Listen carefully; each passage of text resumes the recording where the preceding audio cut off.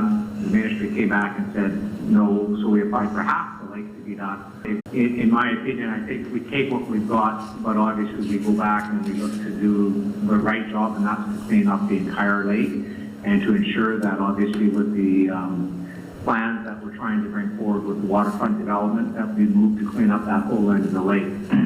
That area where and this is really where it got started, was inside that aerodrome, from that floodplain that just about flipped over. So thanks to Gary's tenacity, he went back and said, hold a second, you missed really one of the big pictures inside this box, and that was the safety of floatplanes landing and getting caught in the weeds. So from my perspective, I think this is a start, but obviously I think the community has been encouraging us as a council to reinvigorate the lake, make it more cleaner, make it more safer, and make it more usable. And this plan that's in front of us just simply doesn't do it. It doesn't even meet the test of standard litmus test, in my opinion. So I appreciate Gary's comments, and I think we should have a recommendation that we go back after this passes to ask the ministry to expand this to make it obviously much more prominent in terms of where we originally came from. And really, I think Councilman Al has alluded to previously that if there are people in other areas that want to utilize this, like at the other end of the lake, then I think the lake has no bounds. We have to move to ensure that the entire lake is cleaned up and cleaned up properly. Weeds are going to come. It's been a bad year for the last 2 years with the lake going up and down, and it's only getting worse. So I'm very supportive of moving forward on this, but I think we have to make sure that we continue to double down on making sure we clean this lake up. Thank you. Thank you. Your Worship to CAO, Councillor. and then Councillor Bain. Your Worship to Councillor Nelson. So absolutely, Councillor Nelson, they're well aware of where we want to go with this process. We want to be able to do a larger area.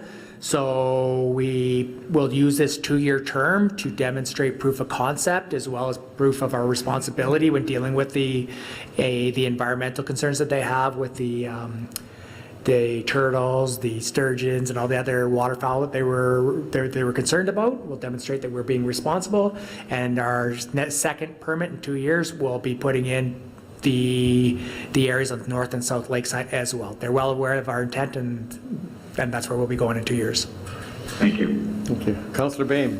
Thank you, Your Worship. And I think both Councillor Nelson and COA. CAO Maraka also alluded to things. I was just wanting to know how this is going to go. We already have people asking about being able to get it in front of their yards. Like I think for that financial end, if we can do it as a business or like in the future, be able to do areas based on not only need, but if we want to charge out for the service, if we're allowed, I would really like to see that followed up in other areas of the lake. I'm assuming they will be the ones that will have to get the permits. Maybe that's... Yeah.